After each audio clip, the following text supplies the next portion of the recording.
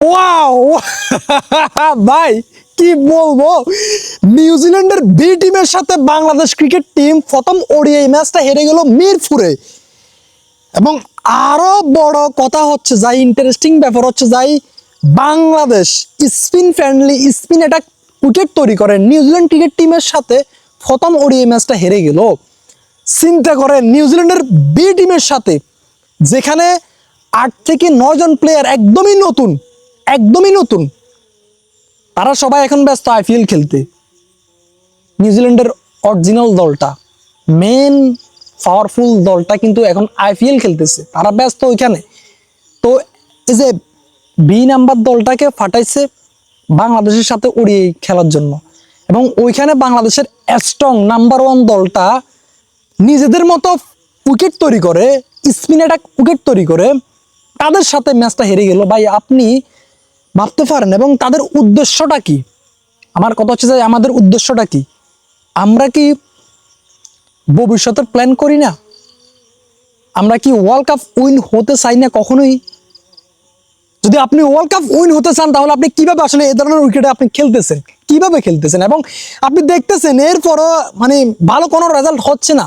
এই উইকেটে খেললে ব্যাটসম্যানরা ফর্ম হারায়, এই উইকেটে খেললে আহামরি কোনো লাভ হয় না। লাভ হয় কি জানেন? ধরুন বড় একটা টিমকে, যারা কিনা অলওয়েজ আপনার ইউজ টু, যেটার সাথে অভ্যস্ত, পেস অ্যাটাক উইকেটে, নিউজিল্যান্ড, সাউথ আফ্রিকা, অস্ট্রেলিয়া, এই ধরনের উইকেটে যারা সবসময় খেলে থাকে, ওই ধরনের টিমকে বাংলাদেশ এনে স্পিন ফ্রেন্ডলি উইকেট তৈরি করে তারা সিরিজ হারায়, এবং হারিয়ে সাময়িক তারা আনন্দ পায়।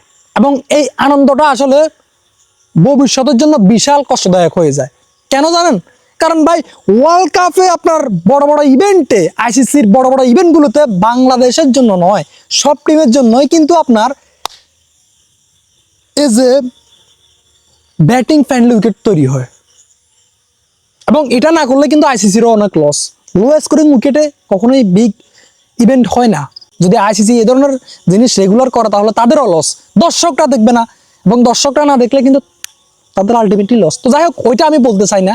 আমার কথা হচ্ছে যে আমাদেরকে লক্ষ্য করতে হবে, ফোকাস দিতে হবে যে আইসিসির ইভেন্টগুলোতে কী ধরনের উইকেট তৈরি হয়, আমরা ওই ধরনের উইকেট তৈরি করব।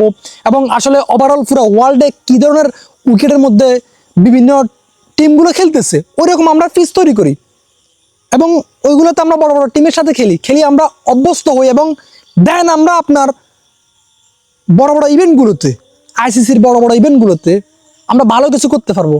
ইভেন আমরা বড় বড় টিমের সাথে তাদের দেশে গিয়ে ভালো পারফরমেন্স করতে পারবো। ভাই আমার কথাগুলো কি রং? যদি না হয়, তাহলে ভাই আমি তো জাস্ট একটা সাধারণ দর্শক, একটা ফ্যান বাংলাদেশের। তো যারা বিসিবিতে কর্মরত রয়েছে, তারা কেন এই জিনিসগুলো করতেছে না? তারা কি সাময়িক আনন্দের জন্য এই জিনিসগুলো তৈরি করতেছে, এই ফিজে খেলতেছে বড় বড় টিমের সাথে নাম করার জন্য? যে বাংলাদেশে এখন নতুন কমিটি তৈরি হয়েছে বিসিবিতে, যদি নিউজিল্যান্ডকে একদম এই ধরনের উইকেট তৈরি করে যদি খেলে দেওয়া যায়, তাহলে মনে করো যে বাংলাদেশের মানুষ খুশি, সবাই খুশি। বাংলাদেশের মানুষরা, ফ্যান্সরা কি এতটাই, ভাই কি বলবো, সবাই এখন খেলাটা বুঝতে পেরেছেন? সবাই এখন খেলাটা বুঝে।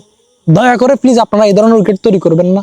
আর আপনাদের উদ্দেশ্য যদি এটাই হয় যে আপনারা এই ধরনের উইকেট তৈরি করে বড় টিমকে বাংলাদেশে এনে জিতবেন, আনন্দ পাবেন, তাহলে করতে পারেন। আর যদি আপনাদের উদ্দেশ্য যদি এটা হয় যে আমরা বড় বড় ইভেন্টগুলোতে, আইসিসির ইভেন্টগুলোতে ভালো কিছু করবো এবং দেশের বাইরে গিয়ে বড় বড় টিমের সাথে ভালো খেলবো, তাহলে দয়া করে ফেস অ্যাটাকিং উইকেট তৈরি করেন। ম্যাচ হারেন সমস্যা নাই, কিন্তু ইমপ্রুভমেন্ট হবে। এগুলোতে খেললে ইমপ্রুভমেন্ট তো হচ্ছে না, উল্টা আবার ব্যাটসম্যানরা অফ ফর্মে চলে যাচ্ছে। এবং আজকে তো ভাই যে নিউজিল্যান্ডের বি টিমের সাথেই একদম নিজেদের মতো উইকেট তৈরি করে এই ধরনের পিচে আমরা হেরে গেলাম। লাভটা কি হচ্ছে ভাই? আমি জানি না, আপনাদের মতামত জানান ভাই কমেন্ট বক্সে। আল্লাহ হাফেজ, দেখাবো পরবর্তী ভিডিওতে, এবং সাবস্ক্রাইব করে পাশে থাকতে পারেন, নিয়মিত ক্রিকেট নিয়ে আলোচনা করবো। আল্লাহ হাফেজ।